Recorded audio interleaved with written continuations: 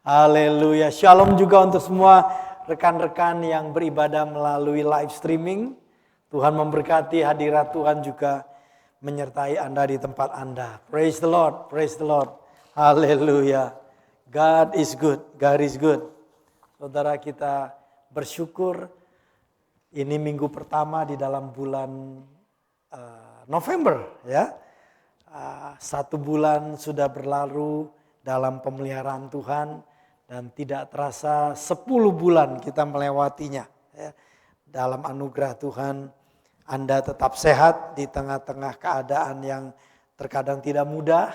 Ternyata kita boleh sehat, boleh kuat, boleh menikmati anugerah Tuhan. Juga bersyukur, ya. Selama beberapa hari ini kan libur, ya, dan Tuhan berikan cuaca yang cerah sehingga rekan-rekan yang memang berlibur, saya tahu ada beberapa yang harus bekerja, tetapi Anda yang rekan yang berlibur bisa menikmati liburan beberapa hari ini dengan matahari yang cerah, dengan tanpa hujan. Kita boleh menikmati kebaikan Tuhan di dalam beberapa hari yang kita lewati, ya. God is good, always good. Di tengah-tengah apapun yang kita alami, Dia adalah Tuhan yang baik. Hari ini minggu pertama di dalam bulan November, kita akan memperingati perjamuan kudus. Memperingati apa yang Tuhan Yesus lakukan, yang telah Dia berikan kepada kita melalui kayu salibnya. Hari ini saya juga bersyukur dan saya menyatakan bahwa rekan-rekan jemaat, baik yang beribadah melalui live streaming juga semua di sini adalah orang-orang yang mengasihi Tuhan. Rekan-rekan jemaat adalah orang-orang yang setia kepada Tuhan. Saya mengingatkan bersama, kasih kepada Tuhan melindungi kita. Sehingga kita tidak perlu tertarik kepada hal-hal yang lain. Kesetiaan kita kepada Tuhan juga menolong kita untuk boleh setia di semua area kehidupan kita. Zaman sekarang banyak orang yang tidak setia, ya, tidak setia dengan pekerjaannya, tidak setia dengan pasangannya, saudara. Dan apalagi setelah COVID ini, ketahuan ternyata banyak keluarga yang bubar, saudara, karena ketika suami ada di rumah atau anak-anak ngumpul bersama-sama, semua stres, kelihatan kartu aslinya. Sehingga ketika mereka tidak menyerahkannya kepada Tuhan atau berusaha dengan kekuatan sendiri, bubar, saudara, ya. Di masa COVID ini yang satu yang menyedihkan, angka perceraian bertambah besar, saudara, ya. Nah, sehingga kenapa? Karena tidak setia, akhirnya merusak termasuk rumah tangga. Kita mau menjadi umat yang mengasihi Tuhan dan setia kepada Tuhan. Kita juga bersedih hati sebenarnya dalam satu minggu ini juga kasihan, ya.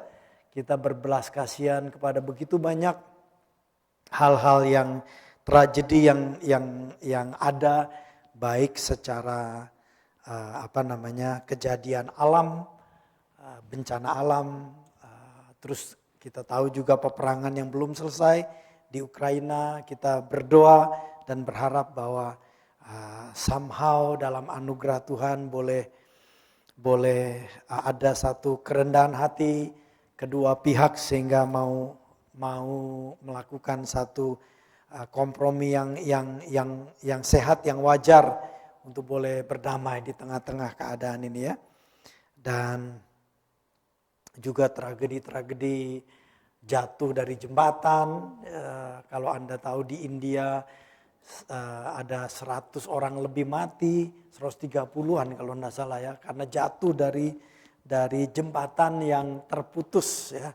Mereka berada di sana, mereka mungkin lagi pesta atau lagi apa, tahu-tahu jatuh dan 130-an lebih meninggal, belum yang lain luka-luka. Dan kita tahu juga kejadian di Korea, meninggal sampai 150 orang lebih, ya, saudara, life is very short, ya, kadang-kadang. Karena itu kita perlu minta anugerah Tuhan, baik secara pribadi juga orang tua mendoakan anak-anak. Bayangin saudara, sebagai orang tua di Korea khususnya, mereka anaknya pergi rumah, keluar dari rumah, ya, mungkin terakhir berkata bye, see you again, kira-kira begitu, tahu-tahu nggak pernah ketemu lagi. Ketemu sudah meninggal, kasihan saudara, ya. Jadi satu kehancuran, satu tangis yang luar biasa terjadi, ya. Kita perlu di dalam setiap keputusan itu minta tuntunan Tuhan. Karena tidak semua tempat yang kita pergi itu perlu kita pergi. Tidak segala yang boleh dilakukan di dunia ini kita perlu lakukan. Kita perlu minta hikmat dari Tuhan sehingga kita tahu hal-hal apa yang kita perlu lakukan, tempat mana kita pergi, saudara. Ya. Karena life is very short. Ya. Hal-hal sesuatu bisa terjadi. Kita berdoa bahwa di tengah-tengah keadaan yang sulit bagi seluruh keluarga yang mengalami musibah, di tengah-tengah keadaan itu mereka boleh mengalami damai sejahtera dan bahkan kalau boleh mereka mengenal Tuhan yang hidup yang sesungguhnya, yaitu di dalam pribadi Yesus Kristus. Hari ini tema yang Pastor mau sampaikan adalah Tuhan Yesus menggenapi nubuatan firman Allah. Nah, memahami mengenai nubuatan firman Allah yang digenapi oleh Tuhan Yesus itu amat penting. Kenapa saudara? Mengetahui nubuatan firman Allah maka akan menuntun kita mengerti. Kita tahu, kita mengerti kesetiaan Tuhan, kebaikan Tuhan, dan dari situ kita belajar mengagumi. Mengagumi siapa Tuhan kita. Setelah kita sadar dan mengagumi Tuhan kita boleh menghargai dan bisa menghargai karya dan perbuatan Tuhan dalam hidup kita, saudara. Ya, kalau istilah di dalam peribahasa Indonesia ada berkata, kalau tidak kenal tidak sayang. Ya, memang kalau nggak tahu, kita ini nggak merasakan kedekatan. Tapi kalau kita tahu, kita memahami apa yang Tuhan Yesus sudah kerjakan buat kita melalui dirinya sebagai penggenapan daripada nubuatan firman Allah, kita boleh mengagumi siapa Tuhan kita itu, dan kita boleh menghargai dan bisa mengagumi perbuatan Tuhan. Ya. Tadi kita menyanyikan bahwa worthy is the Lamb. Worthy is the Lamb. Layaklah Tuhan, mulialah anak domba Allah. Kita boleh mengagumi dia, kita boleh menghargai dia, saudara. Ada nyanyian yang kalau di dalam perjamuan kudus seringkali kita dengar nyanyian bahwa karya terbesar dalam hidupku, pengorbananmu yang selamatkanku, engkaulah harta yang tak ternilai, yang ku miliki dan ku hargai. Yesus, engkau ku kagumi. Kita bisa mengagumi Tuhan, kita bisa menghargai pemberian Tuhan, harta, yaitu keselamatan yang Tuhan berikan. Harta di dunia ini apapun yang kita simpan, emas, perak, kripto, tanah, gedung-gedung, mobil, berlian, semua yang kita miliki hanya bisa dipakai di bumi ini, nanti setelah itu habis saudara. Gak ada bekasnya. Kita bisa memakai semua itu, is okay memilikinya, tetapi pastikan bahwa kita memiliki kehidupan kekal yang Tuhan berikan kepada setiap orang yang percaya pada Dia. Amin. Mengetahui nubuatan firman Allah yang berhubungan dengan penderitaan Yesus dan karya penyaliban Tuhan Yesus. Dari kitab Kejadian kita akan bahas nanti, yaitu di dalam kisah kejatuhan manusia. Yang pertama, Adam dan Hawa ke dalam dosa. Kejadian pasal 3, kitab Kejadian pasal 3. Kitab Kejadian pasal 3. Kita mulai baca ayat 1, nanti pelan-pelan kita lihat saudara ya. Ini cerita yang sering kita dengar, tapi kiranya kita buka hati kita untuk kita boleh diisi dengan kebenaran firman Tuhan. Ayat 1 mulai. Adapun ular ialah yang paling cerdik dari segala binatang di darat yang dijadikan oleh Tuhan Allah. Ya, jadi ada sejenis ular yang diciptakan oleh Tuhan, dikatakan bahwa itu sangat cerdik. Ya. Ular itu berkata kepada perempuan. Dan kita tahu yang berkata ini adalah setan sendiri yang somehow kita tidak ngerti bisa menguasai ular ini saudara ya. Sehingga mulut ular itu bisa berbicara. Dari dulu ular tidak bisa berbicara. Tetapi ketika ular itu dikuasai, somehow ular itu bisa berkata karena yang mengeluarkan itu adalah suara setan. Ular itu berkata atau setan yang ada di dalam ular itu berkata kepada perempuan. Jadi setan ini bisa ngomong. Jadi hati-hati kita saudara ya. Berikan kiranya kita diberikan anugerah untuk mengerti yang ngomong itu siapa. Kalau mulut ular aja bisa dipakai setan untuk menipu, apalagi mulut manusia. Jadi hati-hati siapa perkataan apa yang keluar dari mulut seseorang. Ya. Ular itu berkata kepada perempuan itu, tentulah Allah berfirman. Seolah-olah iblis mengutip firman Allah, tetapi waktu dia kutip, kita lihat dia bolak-balik. Tentulah firman Allah berfirman, semua pohon dalam taman itu jangan kamu makan buahnya, bukan? Jadi mirip dengan firman Tuhan, tetapi berbeda. Memang kalau kita baca sebelumnya di pasal sebelumnya, Tuhan ngomong soal bicara makan buah-buahan dan juga apa yang dilarang, buah apa yang dilarang. Tetapi awal pembicaraan dengan setan, kita lihat semua pohon dalam taman itu jangan kamu makan. Mirip dengan firman Tuhan tapi tidak mirip. Karena Tuhan ngomongnya bukan semua dalam pohon-pohonan berbuah di dalam taman itu tidak boleh dimakan. Tuhan berkata justru buah-buahan di dalam taman itu semuanya boleh dimakan. Kecuali satu yang ini jangan. Ya. Kalau iblis mirip tetapi tidak mirip. Dia mulai dengan semuanya jangan. Kalau Tuhan katakan semuanya boleh kecuali yang ini.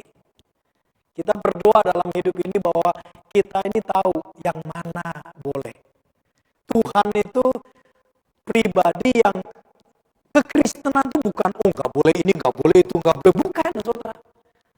Kekristenan itu adalah ikut tuntunan Tuhan. Nanti Roh Kudus melalui firman-Nya mengajar kita yang mana boleh, yang mana jangan, saudara. Haleluya. Iblis selalu, nggak boleh ini, nggak boleh itu, nggak boleh ini, nggak boleh itu. Rupanya perkataan itu mulai masuk ke dalam pikiran perempuan. Ayat 2, Lalu sahut perempuan yaitu Hawa kepada ular itu, buah pohon-pohonan dalam taman ini boleh kami makan. Dia mengutip benar nih saudara ya, boleh kami makan. Tetapi tentang ayat 3, tentang buah yang ada di tengah-tengah taman, Allah berfirman, jangan kamu makan ataupun raba buah itu, nanti kamu mati. Ini ada sedikit tambahan yang perlu hati-hati juga. Tuhan katakan jangan makan. Hawa bilang jangan makan plus jangan raba.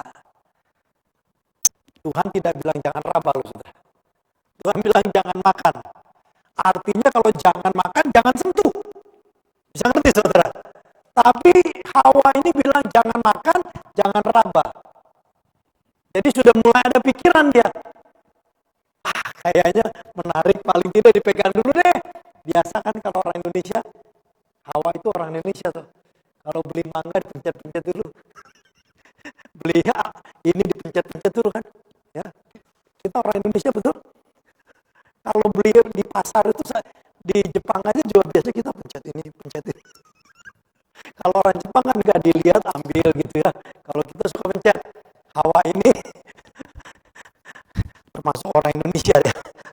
Nah dia bukan cuma sekedar jangan makan, tapi dia mulai berpikir jangan raba. Jadi mulai ada pemikiran untuk meraba-raba ya. Nanti kamu mati. Tetapi ular itu berkata kepada Hawa, kepada perempuan itu, sekali-kali kamu tidak akan mati. Jadi kembali, iblis selalu bertentangan dengan prinsip firman Tuhan. Tadi dia mulai ngomong dengan nggak boleh makan semua. Tuhan katakan sebaliknya boleh makan semua kecuali satu ini. Sekarang iblis bilang, oh nggak apa-apa kamu makan, kamu tidak akan mati. Tuhan sendiri berkata, kalau sampai dimakan pasti akan mati. Jadi harus hati-hati dengan apa yang kita dengar. Semua yang kita dengar harus difilter dengan firman Tuhan. Saya ulangi lagi, semua yang kita dengar, nasihat yang kelihatan baik sekalipun harus difilter dengan firman Tuhan. Sangat penting saudara. Bahkan kalau saudara pastor ngomong sesuatu, Anda agak bingung, tahan dulu. Jangan percaya dulu, tahan dulu. Periksa dulu di Alkitab.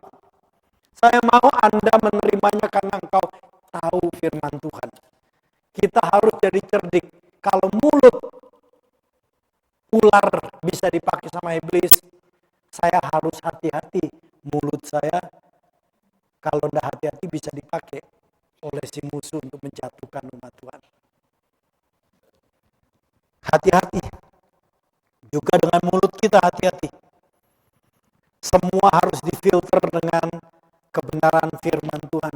Karena itulah jemaat seluruhnya didorong untuk selalu baca Alkitab. Kenapa Anda disuruh dibaca Alkitab? Ayo baca Alkitab, belajar Alkitab. Supaya saudara punya saringan. Menyaring perkataan-perkataan dari siapapun. Termasuk terkadang orang tua. Orang tua kadang-kadang mulutnya itu justru menjatuhkan anak. Membuat anak itu seumur hidup atau sampai begitu bertahun-tahun dia tersiksa. Hati-hati saudara. Pastor pernah melayani di satu tempat, di satu kota ya, di negara lain. Itu sekian tahun yang lalu, tahu-tahu di tengah khotbah saya berhenti. Tahu-tahu saya berhenti aja, terus saya ngomong, di sini ada orang yang terluka dengan orang tuamu. Anda terluka dengan perkataan orang tua. Mendadak saya berhenti gitu. Ternyata ada 2 orang. Adik kakak, saudara. Dan perempuan. Akhirnya kita layani, kita doakan dengan hamba Tuhan di tempat situ. Baru kita ngerti bahwa orang tuanya mengatakan sesuatu kepada mereka. Sehingga anak perempuan itu sampai dewasa pun terluka hatinya kepada orang tua. Orang tua nggak sadar. Ingat, orang tua berusaha sebaik yang mereka tahu. Tapi terkadang sebaik yang orang tua tahu tidak berjalan dengan firman Tuhan. Ya. Jadi kita perlu saring apa yang kita dengar sesuai dengan prinsip Alkitab. Karena itu kita perlu mengenal, bertumbuh di dalam kebenaran firman Tuhan. Sehingga bisa menyaring. Karena iblis kedua kali berkata, kamu tidak akan mati. Ayat 5, tetapi Allah mengetahui bahwa pada waktu kamu memakannya, matamu akan terbuka dan kamu akan menjadi seperti Allah, tahu yang baik dan jahat. Iblis memakai perkataan Tuhan untuk menjatuhkan. Memang mereka akan terbuka. Setelah makan kita tahu mata mereka terbuka. Tapi terbuka bukan seperti Allah, terbuka malu, telanjang. Ternyata kita telanjang. Ya. Nah, kita melihat iblis melakukan lagi penipuannya. Ayat 6, perempuan itu, Hawa, setelah ngomong-ngomong dengan setan, melihat pakai matanya bahwa buah itu baik untuk dimakan dan sedap kelihatannya. Lagi pula pohon itu menarik hati karena memberi pengertian atau dianggap memberi pengertian. Lalu ia mengambil dengan tangannya, yang mengambil dari buahnya dan dimakannya dan diberikannya juga kepada suaminya yang bersama-sama dengan dia. Dan suaminya pun memakannya. Jadi pada waktu Hawa lagi ngomong sama setan, Adam ada di situ. Sayangnya Adam seharusnya ambil golok dan dibikin rica-rica itu. Tapi Adam diam aja. Diam aja saudara. Ini cowok yang memble. Saya mau kasih tahu nih, cowok-cowok, Anda punya tanggung jawab dari Tuhan. You are a man. Jangan memble. Jadi laki-laki. Memang bukan kasar. Tetapi Anda harus tahu kapan Anda harus stand. Saya nggak kepengen juga cowok jadi semuanya ikut campur ini, asin, ini manis. Wah, udah rewelnya bukan main. Ya, cowok jangan begitu juga. Tetapi Anda harus tahu kapan Anda harus tegas dengan keadaan. Kita lihat di sini si Adam itu ada di sana. Dia nggak lagi kerja di mana-mana, dia ada di sana, diam aja saudara. Dia nggak mau lindungi istrinya pada waktu nggak bilang sama saya, setan lu bohong. Tuhan tidak ngomong gitu. Tuhan ngomong begini. Tegas gitu loh. Kalau perlu saya bilang ambil golok sekalian bikin rica-rica loh. Kan enak tuh. Rica-rica ular tuh. Ya. Adam diam aja saudara. Kita para suami harus ngerti firman Tuhan. Very clear sehingga ketika ada kebohongan. Karena kebohongan setan bisa masuk dengan berbagai cara.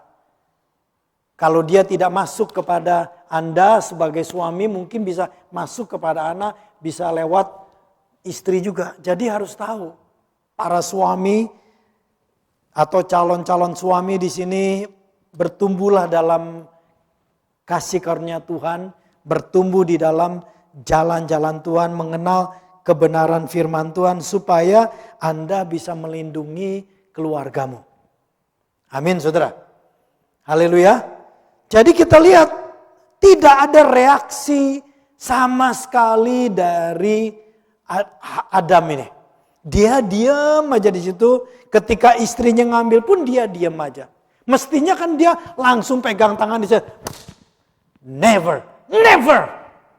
Kamu jamah itu. Never. Gitu. Harus tegas dong. Didiamin aja, diambil, didiamin aja. Terus dimakan, didiamin aja. Terus dibagi, ikut aja. Tidak ada sesuatu pun yang aktif dari suami di sini. Ini benar-benar memble, saudara. By the grace of God, kita mau menjadi pria, laki-laki dan juga suami yang tahu kapan kita harus dengan tegas melindungi keluarga kita dari kejahatan si iblis. Ya. Ayat 7. Maka terbukalah mata mereka berdua. Terbuka mata sekarang. Mereka tahu bahwa mereka telanjang. Jadi taunya bukan seperti Allah, tapi taunya satu rasa malu yang luar biasa, telanjang. Lalu mereka menyemat daun pohon ara dan membuat cawat. Jadi pohon ara sudah ada di Taman Eden, saudara ya. Pohon ara ya, nggak ada pohon durian.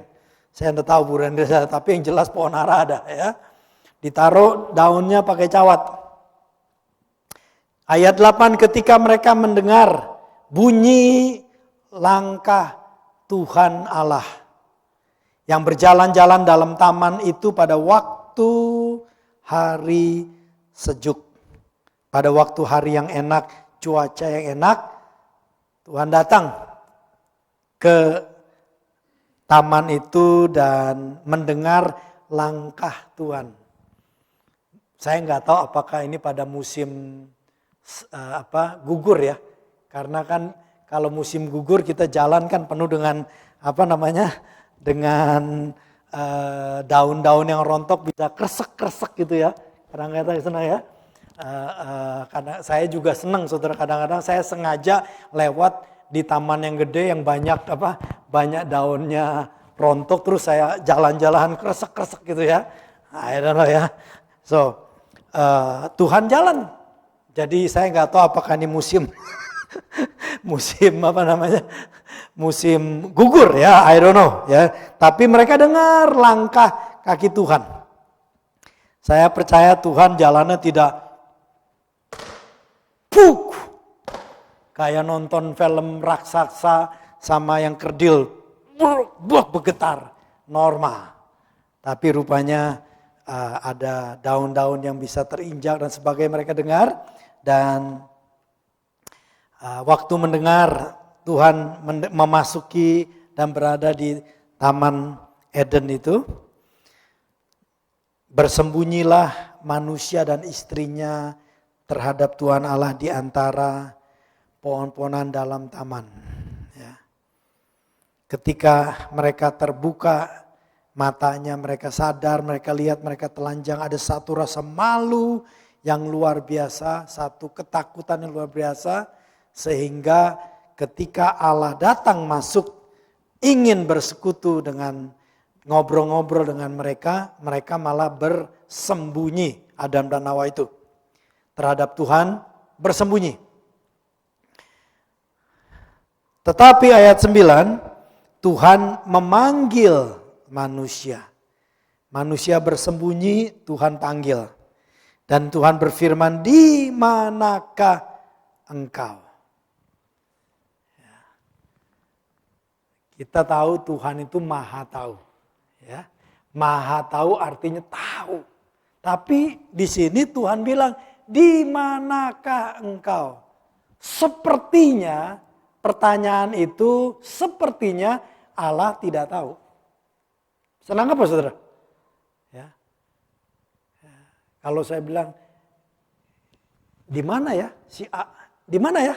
Artinya pastor nggak tahu dia di mana. Tapi waktu Tuhan bilang di mana engkau?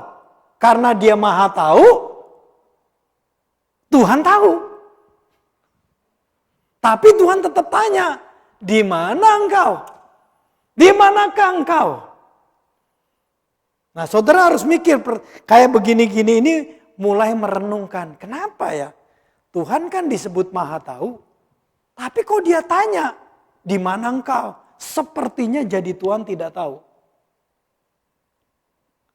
Pernah mikir gak? Kayak gini-ginian itu bertanya. Bukan mempertanyakan Alkitab, tapi bertanya. Tuhan, kenapa ya kamu ngomong begitu? Kan engkau Maha Tahu. Tapi di sini seolah-olah engkau tidak tahu. Kenapa ya Tuhan? Di manakah Adam dan Hawa? Di mana kalian?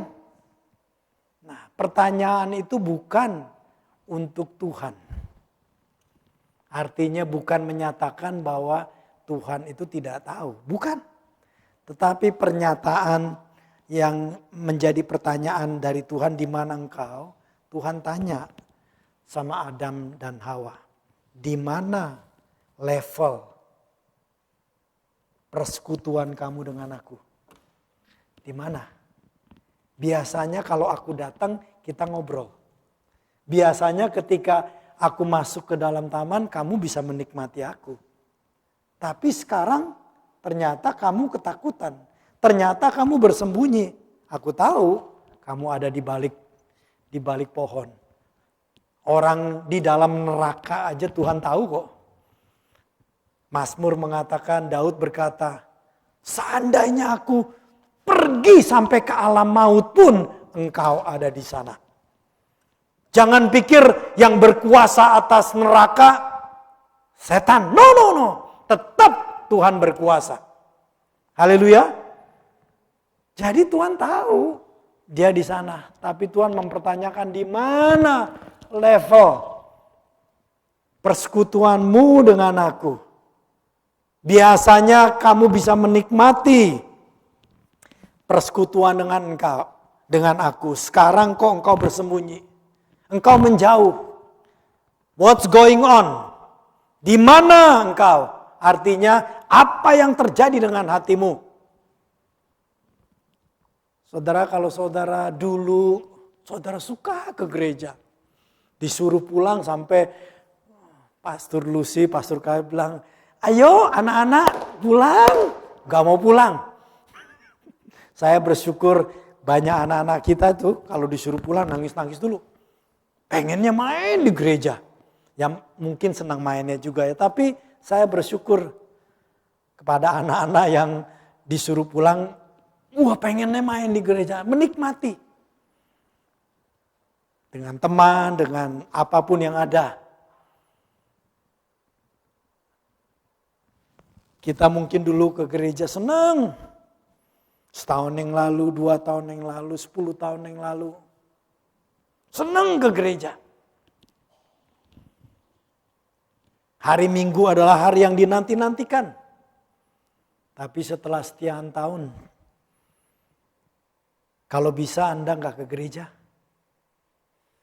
Kalau bisa Anda cuma di tempat lain. Di manakah engkau? Tuhan tanya, di mana level kita ini? Di mana kerinduan kita ini bersekutu dengan Dia, saudara?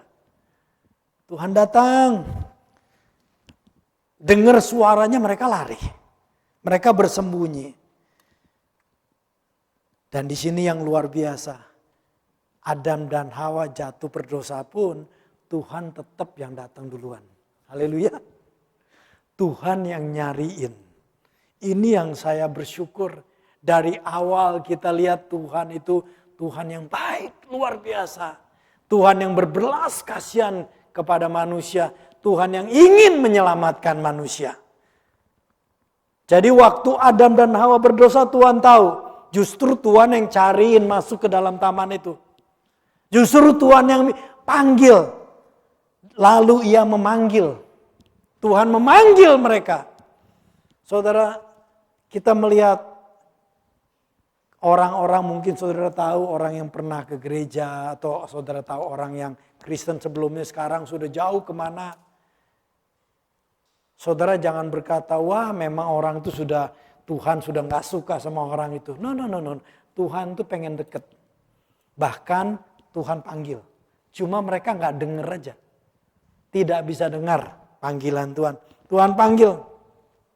Tuhan panggil Adam dan Hawa. Tuhan panggil. Allah memanggil manusia. Panggil sama Tuhan. Di mana engkau? Ayat 10. Ya, Adam menjawab, ketika aku mendengar bahwa engkau ada dalam taman ini, aku menjadi takut karena aku telanjang, sebab itu aku bersembunyi. Jadi bilang ketika dia dengar suara Tuhan ingin bersekutu, dia malah ketakutan, bersembunyi, dia takut. Ya, saudara, ada masa di mana dalam Alkitab Daud itu seperti lupa akan Tuhan. Seperti lupa.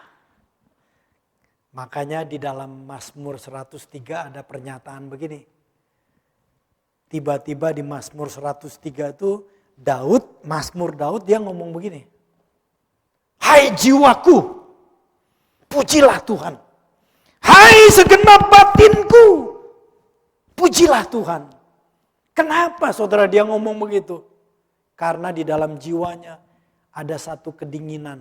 Dia seperti seolah-olah tidak mau bersekutu dengan Tuhan. Makanya dia berteriak sama jiwanya. Hai jiwaku.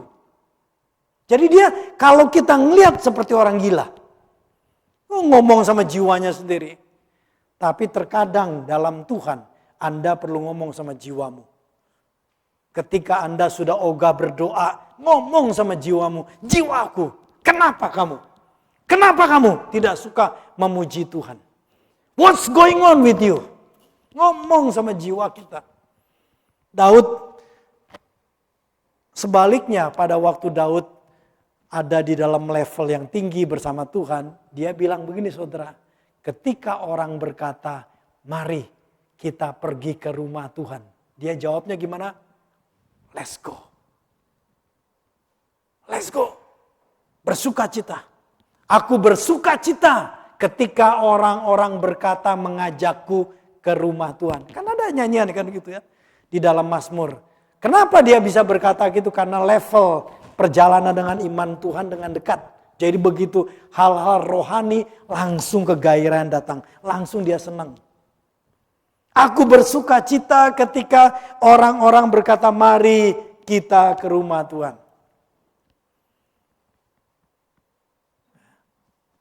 Cek ya.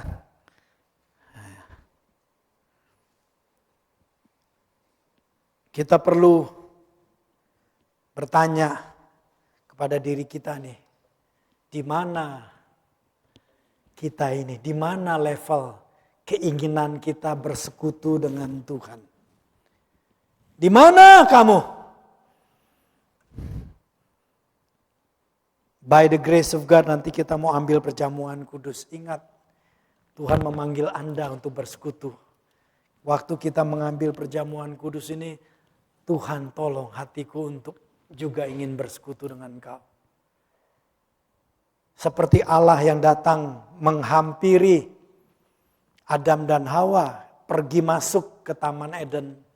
Tuhan datang dari sorga untuk mencari manusia yang berdosa. Dicariin saudara. Kita bersyukur amin. Kita boleh punya Tuhan yang cari kita loh saudara. Bukan kita yang cari-cari dia. Tapi memang setelah kita percaya, kita harus belajar mencari Tuhan, mencari keinginan Tuhan. Tetapi ketika orang dalam dosa, Tuhan yang cari, saudara, luar biasa. Tuhan cari. Bahkan kalau perlu untuk sementara 99 domba yang baik-baik dia tinggalkan dulu, dia pergi cari yang satu itu. Kita punya Tuhan yang baik. Berdoa supaya mereka yang jauh dari Tuhan boleh mereka hatinya terbuka mendengar panggilan Tuhan. Tuhan manggil.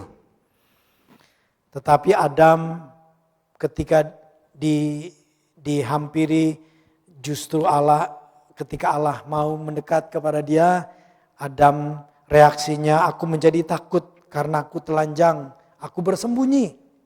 Jadi kita lihat sini. Awal daripada kerusakan manusia, ke dalam diri manusia ada rasa takut. Di dalam diri manusia ada rasa malu yang luar biasa, malu telanjang.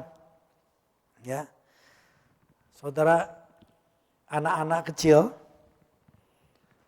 kita punya anak ya, yang punya anak ini nanti nih, kalau dia masih kecil, dia telanjang, umur 3 tahun, diemin aja saudara. Jangan Anda paksa malu-malu, nanti juga malu sendiri. Bisa ngerti saudara? Kadang-kadang kelihatannya itu anak-anak tuh dipaksa zaman sekarang jadi gede yang gak perlu. Normal aja. Karena bakalan tahu bahwa ini, biarkan anak-anak itu mengalami masa innocent, masa seperti seolah-olah tidak ada dosanya. Ya biasa-biasa aja anak-anak itu. Ya. Tapi kadang-kadang anak-anak umur 2 tahun bisa malu luar biasa karena setiap kali orang tuanya malu lu. Ya lama-lama kesadarannya jadi terbuka dipaksa saudara. Didik anak-anak kita normal saja. Saya ingat anak-anak pastor itu waktu Joshua, Stephen di taman apa. Dulu rumah kita masih ada di situ ya. Di tempat sana itu. Dekat ke arah Eki. Pergi ke Taman Hibari Kauka. Di situ ada apa namanya, ada air mancur kalau musim panas gitu ya. Ya udah 3 tahun, 4 tahun. Buka celananya basah-basahan di situ. Saya nggak bilang malu lu, enggak, biar aja, relax aja. Nanti satu hari umur 6 tahun kira-kira, tahu-tahu begitu kamar mandi, dia langsung, gitu loh saudara ya. Dan saya ngerti, oh sudah ini apa, sudah mengerti masa Adam ini masuk ini ya. Ya udah, jadi buru-buru dia tutup buru-buru gini ya. Nah, umur 6 tahun kira-kira dia, 6-7 tahun, antara 7 tahun. Ya. Adam ketika dia jatuh berdosa dengan Hawa, kesadaran, pengetahuan akan dosa masuk, sehingga dia malu dalam ketelanjangannya, ketakutannya, dan dia bersembunyi. Ya. Saudara, ikut Tuhan itu kita diajarkan untuk menyadari bahwa kita dilepaskan dari ketakutan. Kita bersyukur bahwa kita merayakan perjamuan kudus bukan sekedar karena Tuhan Yesus mati. Tapi dia juga bangkit. Haleluya. Karena itu kita ini dilepaskan dari ketakutan. Jangan sampai orang Kristen lupa bahwa Tuhan Yesus bangkit sehingga dia ketakutan. Sampai ketakutan, virus ketakutan ini sampai luar biasa ketakutan. Loh, kalau memang sudah waktunya lebih baik ketemu Tuhan. Saya nggak bilang buru-buru ya. Jangan, artinya jangan memaksakan buru-buru. Tapi tunggu waktunya Tuhan. Kalau waktunya Tuhan Anda harus pergi, pergilah. Tapi jangan ketakutan gitu loh. Kadang-kadang saya sedih juga Kristen ketakutan menghadap Tuhan.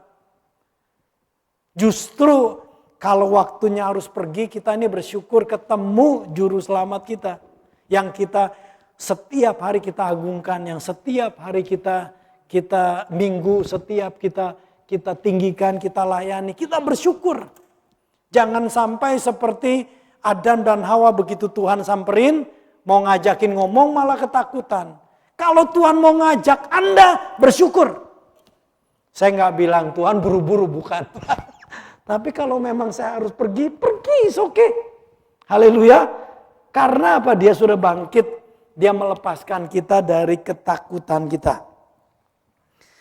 Jangan bersembunyi, terbuka sama Tuhan. Orang yang hidupnya dalam dosa selalu memang ada hal-hal yang disembunyikan, saudara. Belajar membuka diri. Kalau kita nih terbuka sama Tuhan, biasanya kita lebih jujur sama manusia. Tapi kalau kita tertutup sama Tuhan, biasanya kita juga lihai sama manusia. Ya. Jadi ini sister-sister yang masih single, berdoa supaya engkau mendapatkan pria yang sudah terbuka sama Tuhan. Sehingga dia lebih jujur sama Anda. Kalau pria itu tersembunyi sama Tuhan, dia sangat bahaya terhadap Anda. Halo? Ya. So, ayat 11, lalu firman-Nya, Tuhan berfirman sama Adam, siapa yang beritahu kepadamu bahwa engkau telanjang? Dari mana engkau tahu? Siapa yang kasih tahu kamu telanjang? Pertanyaan yang kedua, apakah engkau makan dari buah yang kularang engkau makan itu? 2 kali Tuhan bertanya, yang dijawab cuma 1. Ya, karena pertanyaan pertama, dari mana kamu tahu? Dia nggak jawab. Yang kedua dijawab, tapi dijawabnya dengan pinter si Adam ini. Ya, kita lihat jawaban Adam ya. Kan ditanya, kamu makan enggak? Jawabnya sederhana, ya saya makan gitu dong. Ya, tapi dia jawab dengan begini saudara. Manusia Adam itu menjawab, perempuan yang kau tempatkan di sisiku, dialah yang memberi dari buah itu kepadaku, maka ku makan. Jadi ingat, jawabannya ini berbelit-belit. Sebelum nyampe, ya gue makan. Sederhana sama Tuhan. Makan enggak? Ya gue makan. Itu aja yang Tuhan mau dengar. Tapi dia bilang sebelum dia nyampe sana, dia ngomongnya perempuan. Pertama dia salahin si Hawanya, perempuan. Kemudian yang kau berikan di sampingku. Yang kedua dia salahin Tuhan. Ya, perempuan. Yang kedua dia ngomong kau berikan kepada gara-gara lu juga kasih perempuan ini. Baru terakhir dia bilang ya gue makan. Ya. Orang yang hidup di dalam dosa yang belum dibereskan. Banyak yang tersembunyi. Sehingga jawabannya begitu saudara. Muter-muter. Ya. Tuhan tanya, kamu makan enggak? Dia jawab sih jawab, tapi ujungnya. Ya kamu makan. Sebelumnya dia nyalain perempuan istrinya, dia nyalain Tuhan juga. Enggak secara langsung, tapi dia nyalain. Ayat 13, kemudian berfirmanlah Tuhan kepada perempuan itu. Apakah yang telah kau perbuat ini? Apa yang kamu lakukan ini? Jawab perempuan itu, ular yang memperdayakan aku, maka ku makan. Nah, si Hawa ini kan ngelihat gimana cara si Adam menjawab pertanyaannya, pertanyaan Allah. Muter-muter dulu baru dia jawab. Sekarang giliran dia jawab. Kamu juga ngapain kamu? Artinya kamu juga makan. Mestinya sederhana, ya gue makan. Dia bilang ini setan yang memperdayakan memang. Betul. Tetapi dia jawabannya sama seperti Adam. Dia nyalain dulu, setelah itu baru dia bilang iya gue makan. Hawa belajar dari Adam. Suami-suami khususnya. Hati-hati kalau Anda marah-marah sama istri. Cara istri, jangan-jangan istri belajar dari Anda. Gak sadar. Jadi jangan nyalain istri. Kalau ada sesuatu refleks kepada diri kita. Si perempuan ini rupanya belajar tuh dari Adam. Cara menjawabnya. Ditanya sama Tuhan, kamu apa yang kamu perbuat? Ya aku ambil, aku makan. Dia bilang enggak sih setan ini. Jadi disalahin setan. Aku makan. Ayat 14. Lalu berfirmanlah Tuhan kepada ular itu. Karena engkau berbuat demikian, terkutuklah engkau di antara segala ternak dan di antara segala binatang hutan. Dengan perutmu lah engkau akan menjalar dan debu tanahlah yang kau makan seumur hidupmu. Sampai sekarang ular merayap. Ayat 15 kita baca bersama-sama. Maka aku akan mengadakan permusuhan antara engkau, iblis, setan dengan perempuan ini, antara keturunanmu dan keturunannya. Tuhan katakan akan ada perseteruan antara keturunan iblis dan keturunan wanita. The seed. Sebenarnya kalau di dalam bahasa aslinya kata keturunan itu bukan banyak tetapi singular. Jadi satu keturunan. Keturunannya satu itu, the seed, akan meremukkan kepalamu dan engkau akan meremukkan tumitnya. Dan kita tahu bahwa keturunan the seed of the woman, benih dari perempuan, yaitu lahirlah Tuhan Yesus Kristus sebagai keturunan dari wanita, keturunan dari perjanjian yang Tuhan berikan kepada Daud, Maria maupun Maria khususnya, dia lahir dari keturunan Daud, saudara ya. Tumitnya diremukan, artinya tidak heran di kayu salib kaki Yesus harus ditanam dengan dengan besi, saudara ya. Ada besi di sana, ya, ditaruh di sana. Dan kita tahu kakinya berlubang, tangannya berlubang, karena waktu Yesus berjumpa dengan seorang muridnya yang bernama Thomas. Thomas tidak percaya kepada Tuhan Yesus yang bangkit. Kemudian Tuhan Yesus bilang, oke, kalau kamu gak percaya, lihat tanganku yang berlubang, lihat kakiku berlubang, lihat lambingku yang berlubang. Ya, lambung daerah perut ini yang berlubang karena tusukan lembing. Nah, saudara, akan ada selalu permusuhan antara orang benar dan orang tidak benar, pasti ada, saudara. Makanya Tuhan katakan jangan engkau bersatu dengan orang yang tidak percaya Tuhan. Harus ada kesatuan dalam orang yang percaya Tuhan. Ayat 16, nanti kita lihat ya. Firman-Nya kepada perempuan itu, susah payahmu waktu mengandung akan kubuat sangat banyak. Dengan kesakitan engkau akan melahirkan anakmu.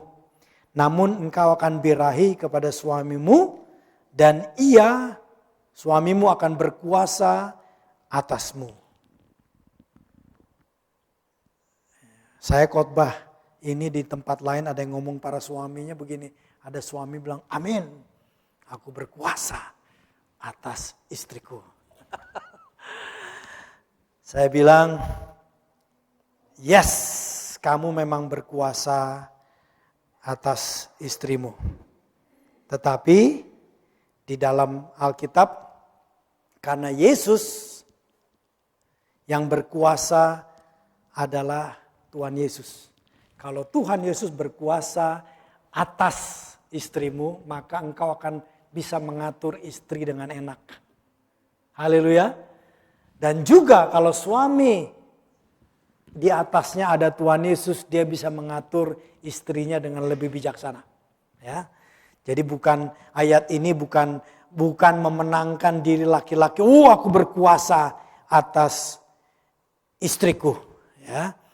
Tetapi kiranya kita boleh tahu yang berkuasa atas kehidupan kita masing-masing seharusnya Tuhan Yesus. Kalau istri yang berkuasa adalah Tuhan Yesus, suami harus bersyukur dia akan bisa mengatur istrinya lebih enak.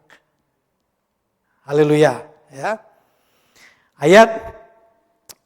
Lalu ayat 17, lalu firman-Nya kepada manusia itu. Sebelum 16 ini, susah payah akan mengandung. Buat saudara, memang pada waktu seorang istri melahirkan itu nggak gampang. Ya, nah, ini yang wanita jangan takut untuk melahirkan. Ya, walaupun Tuhan katakan memang sakit. Saya lihat istri saya pada waktu itu dia di maternity dekat situ, kurang lebih 150 meter dari gedung ini ada klinik bersalin di situ.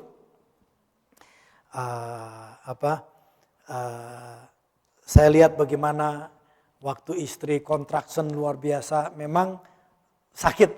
Tapi saya bersyukur, saya berdoa, sakitnya itu memang tidak enak. Ya, taunya apa? Begitu dia suruh nyanyi, saya nyanyi, begitu nyanyi 20 detik dia marah-marah, diam kamu. Saya diam. Ya, habis itu saya diam kira-kira sama ini, dia bentak lagi. Kenapa lu diam? Terus nyanyi dong, nyanyi lagi. Nanti dia marah lagi. Suruh diam lagi, nanti diam diomelin lagi. Ya. Nah, saudara, ini calon suami-suami yang nanti ketika istrimu hamil, kamu jangan berkelahi pada waktu itu. Ya. Pokoknya kamu tenang aja. Tugasmu adalah mendampingi istrimu. Jadi tenang aja, diomelin, dibentak, diam saja, jangan emosi. Ya. Disuruh nyanyi ya, saya nyanyi, disuruh dibentak, diam-diam, dan dia memang karena dia sakit. Dia bentak itu bukan karena sekedar mau bentak saya, tapi waktu dia bentak, dia melawan sakitnya. Haleluya. Jadi suami jangan emosi. Begitu dibentak sama istri malah, lama lu bentak gua, udah aja lu sendiri yang sakit. Wah, jangan begitu saudara. Oh sorry sayang, pijit-pijit lagi ya. Tapi dengar, Anda berdoa, memang sakit.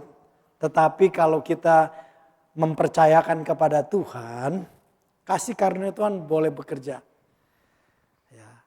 Waktu yang pertama, Joshua dilahirkan itu, sakitnya dari jam 12, yang gak enak terus jam 4. Jam 3. Setelah itu dibawa ke maternity ruangannya dan 2 jam. Setelah itu keluar ya. Wah, keluar Joshua ya. Saya bersyukur ya. Nah, saya 2 jam aja kalau suami yang rasanya sehat, kita sudah sedih. Tuhan, 2 jam istriku menderita di dalam ruangan itu ya. Aduh Tuhan gitu ya. Ya. Tapi ya Tuhan menghibur saya. Berapa hari kemudian saya ada kontak seseorang yang saya kenal, kita ngobrol terus bilang, ya istriku melahirkan 18 jam nggak keluar-keluar. Sakitnya bukan main. Saya dengar, thank you cuma 2 jam. Ya, cuma 2 jam ya. Ada yang sampai 1 hari nggak keluar-keluar sakitnya. Waduh, saya cuma Tuhan belas kasihan. Jadi kita ini suami belajar berserah sama Tuhan kalau sudah begitu. Saya ngapain? Berbahasa roh aja. Karena nggak tahu mesti ngapain saudara. Nah, yang kedua, saya pikir bakalan 2 jam lagi. Begitu ditaruh mungkin jam 3.30-an, baru saya berbahasa roh. Rasanya sebentar, sudah 15 menit keluar. Haleluya. Saya bersyukur ya. Dengar para calon istri atau nanti Anda akan punya anak, jangan takut. Ya, di tengah-tengah sakit melahirkan itu ada kekuatan dan sukacita. Saya ingat istri saya begitu dia memang udah ininya kulitnya sudah bagaimana gitu ya. Karena menderita, tapi begitu lihat anak itu dia rasanya lega ya, lega. God will give you grace untuk melewatinya ya. Kalau Tuhan nyatakan ada kesakitan, yes, tapi Tuhan kasih karunia dan kekuatan untuk bisa melewati. Jadi jangan takut ya. Karena kehidupan itu, kelahiran seorang anak adalah berkat dari Tuhan. Ayat 17. Lalu firman-Nya kepada manusia, karena engkau mendengarkan perkataan istrimu dan memakan dari buah pohon yang telah kuperintahkan kepadamu. Jadi Adam itu yang mendengar pertama kali perintah jangan makan. Jangan makan dari pohon itu. Jadi firman Tuhan sebenarnya pertama kali datang kepada Adam. Tapi Adam ini tidak mengambil tindakan tegas. Saya bilang tadi, ada di taman sana bersama dengan Hawa, tetapi Adam membleh tidak melakukan tugasnya. Ya, dia tahu firman Tuhan tapi dia diam saja. Kita mau menjadi pria yang tahu firman Tuhan dan tahu bertindak sesuai dengan firman Tuhan. Amin. Tuhan tegur, kamu yang aku kasih tahu dan kamu sudah dengar, jangan makan daripadanya, tetapi engkau melanggar ya. Maka terkutuklah tanah karena engkau. Haleluya. Saya bilang ayat ini haleluya. Karena Tuhan tidak mengatakan terkutuklah engkau. Tapi terkutuklah apa saudara? Tanah. Berikan tepuk tangan buat Tuhan. Kenapa saudara? Penting. Seringkali kita dengar ada masalah, oh orang itu kena kutuk sama Tuhan. Orang itu kena kutuk sama Tuhan. Atau kadang-kadang kita ini merasa ada sesuatu, kita berpikir, aduh jangan-jangan aku dikutuk Tuhan. Dengar, Tuhan tidak kutuk manusia ciptaannya. Yang dia kutuk tanah. Haleluya. Nah, kenapa manusia bisa merasakan kutuk? Karena akibat dosa. Kalau orang itu memang melanggar terus, akibat daripada dosa itu kita bisa merasakan seperti kutuk. Ya. Pada awalnya Tuhan tidak mau mengutuk.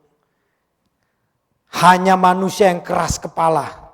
Sampai terjadi Tuhan harus berkata begitu. Ya. Tuhan mengutuk tanah. Karena itulah dari tanah kemudian timbul semak duri. Dengan bersusah payah engkau akan mencari rezekimu dan dari tanah seumur hidupmu. Ayat 18, semak duri dari tanah yang mengalami kutuk itu ada duri, semak duri dan dari rumput duri yang dihasilkan baginya dan tumbuh-tumbuhan di padang akan menjadi makananmu. Jadi kita lihat dulu Adam dan Hawa itu dia menikmati berkat Tuhan dalam persekutuan dengan Tuhan. Selama dia bersekutu dengan Tuhan, dia menikmati berkat Tuhan. Dia memang harus pergi memetik, mencari ya pohon-pohon yang lain, ya dia ini, tapi dia menikmatinya. Sekarang akibat dosa dikatakan tumbuh-tumbuhan tumbuhnya di padang, belantara, dia harus bekerja keras dengan luar biasa di tempat di mana juga tanahnya banyak semak belukar. Dari situ akan menjadi makananmu. Makanya prinsip Alkitab bilang di dalam Matius Tuhan katakan carilah dahulu kerajaan sorga dan kebenarannya. Maka segala kebutuhanmu, keperluanmu akan Tuhan cukupi. Ingat, Anda dan saya bukan mengejar kekayaan. Anda dan saya mengejar persekutuan intim dengan Tuhan. Bisa ngerti saudara? Seorang Kristen, saya nggak bilang Anda jangan kaya. Kalau Anda jadi sangat kaya, haleluya. Saya senang. Tapi jangan waktu Anda begitu kaya malah persekutuan dengan Tuhan jauh. Justru yang kita harus sadar adalah bahwa Tuhan menginginkan Anda bersekutu dengan Tuhan. Dalam persekutuan dengan Tuhan yang intim, kalau nanti kekayaan datang mengikuti, nikmatilah. It's okay Anda jadi konglomerat. Tetapi konglomerat yang cinta Tuhan luar biasa. Haleluya. Jadi kita dipanggil oleh Tuhan sebagai orang percaya, dipulihkan dari hal-hal berdosa. Tuhan ampuni, Tuhan sucikan kita dari perbuatan dosa. Tuhan lepaskan dari masa lalu kita untuk kita mengejar persekutuan dengan Tuhan. Cari lebih dulu kerajaan Tuhan dan kebenarannya. Nanti segalanya ditambahkan oleh Tuhan. Kebutuhan-kebutuhan kita ditambahkan. Ya. Anda bekerja bukan sekedar karena bersusah payah, tapi bekerja karena menikmati persekutuan di dalam Tuhan. Nanti Tuhan tambahkan, Tuhan tambahkan. Dan seandainya saudara sangat kaya pun, Tuhan tuh gak keberatan kok saudara. Abraham disebut orang yang terkaya di wilayah itu. Ayub disebut orang yang terkaya di daerah timur. Konglomerat pertama di dunia ini adalah Ayub, saudara. Terkaya di dunia ini. Ya, it's okay Anda menjadi berlimpah, tetapi pastikan posisi persekutuan kita sangat dekat dengan Tuhan. Amin, saudara. Ya, nah, kemudian di sini kita lihat semak duri ada ayat 19. Dengan berpeluh ada keringat, engkau akan mencari makananmu sampai engkau kembali lagi menjadi tanah. Karena dari situlah engkau diambil.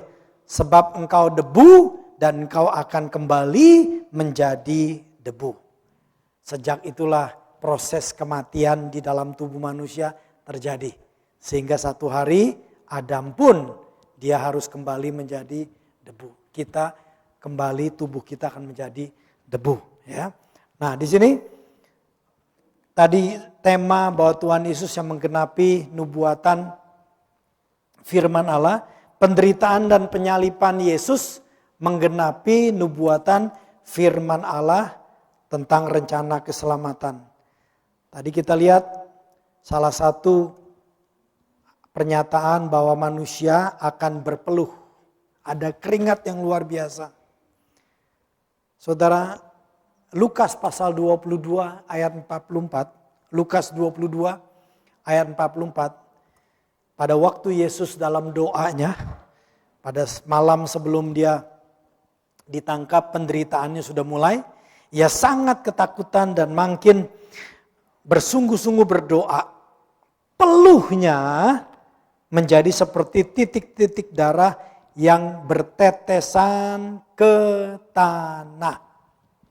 Haleluya.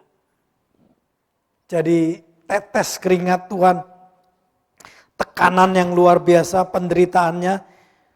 Dia tahu dia harus melewati penderitaan ini sampai dia keluar keringat yang mungkin bercampur dengan pori-pori.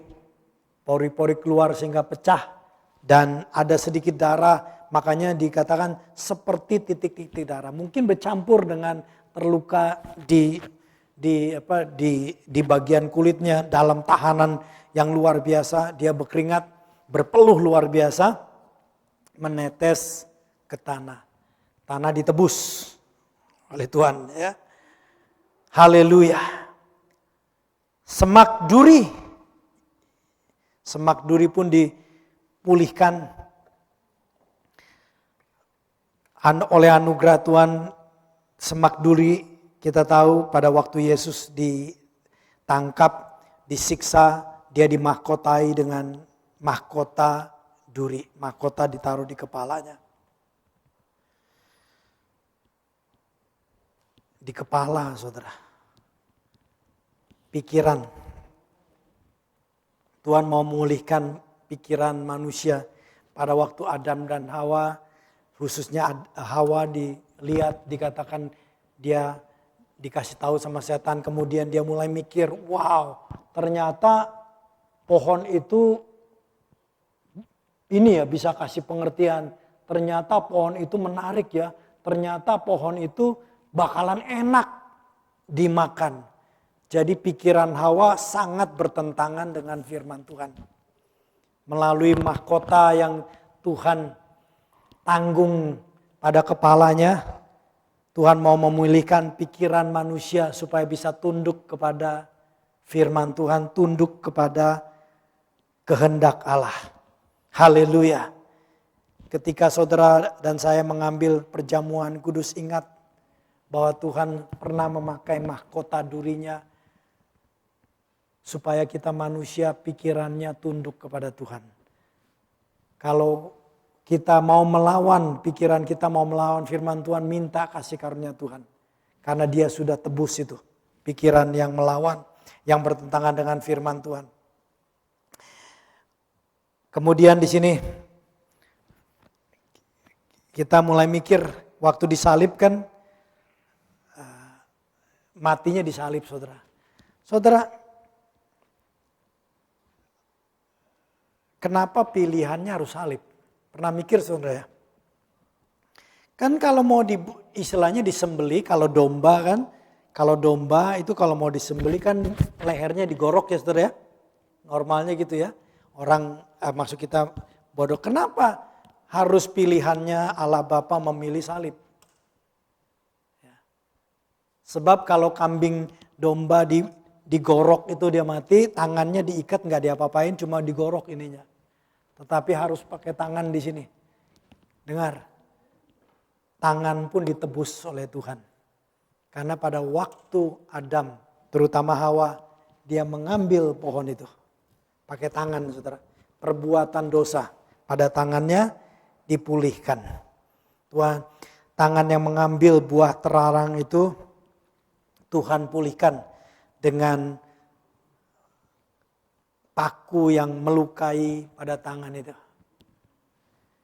Tuhan mau tangan kita pun dipulihkan untuk melakukan perbuatan baik. Sebagai orang percaya, kalau Anda dalam relationship, khususnya Anda dalam posisi suami istri, jangan sampai pakai tangan kita ini untuk melukai istri kita. Haleluya. Jangan. Saya bilang jangan sampai Anda laki-laki calon suami atau suami pernah pakai tangan mukul istri. Jangan. Amin. Jangan saudara. Ingat Yesus sudah menebus tangan ini dari perbuatan dosa supaya kita ini melakukan kebaikan. By the grace of God, kalau Anda sebagai orang percaya bekerja di perusahaan, apalagi kalau Anda bagian accountant, pastikan jari-jari Anda menulis angka yang benar. Jangan dilakukan penipuan. Haleluya, kita ditebus untuk melakukan kebaikan. Kaki, Tuhan Yesus menggenapi apa yang Allah Bapa firman-Nya berkata bahwa iblis akan meremukkan tumitnya. Pada waktu Yesus kakinya dipaku, itu tumitnya kena tes. Tapi disitulah juga penggenapan bahwa kepala iblis itu diremukkan. Artinya rencana iblis dikalahkan. Pada waktu kita mengambil perjamuan kudus, ingat, tidak ada rencana iblis apapun dalam kehidupan saudara bisa berhasil. Karena Yesus sudah menebusnya. Tumitnya sudah diremukkan demi saudara dan saya. Haleluya. Percaya bahwa kehendak Tuhan yang baik tergenapi dalam hidup Anda. Dan rencana iblis digagalkan. Jangan takut. Kadang-kadang orang Kristen lebih takut sama setan. Kita harus sangat takut kepada Tuhan dan hormat kepada Dia. Iblis tidak bisa menggagalkan rencana Tuhan. Juga iblis tidak akan bisa melaksanakan rencananya dalam hidup kita kalau kita dekat dengan Tuhan dan tahu dan sadar bahwa Yesus sudah menebus rencana iblis ketika Dia memberikan kakinya dipaku, diremukkan. Pada waktu paku itu masuk bukan cuma ke daging tapi masuk ke bagian-bagian tulang, diremukkan demi saudara dan saya. Amin. Tadi saya bilang nanti kita juga nyanyikan ini lagu nih. Bahwa lewat kesempatan ini kita belajar kalau kita memahami dan tahu bahwa Tuhan Yesus sudah menggenapi nubuatan firman Allah. Kita mengerti kesetiaan Tuhan. Kita mengagumi siapa Tuhan kita. Dan kita menghargai karya dan perbuatan Tuhan Yesus dalam hidup kita. Siapkan diri kita untuk mengambil perjamuan kudus. Mari kita bangkit. Haleluya. Karya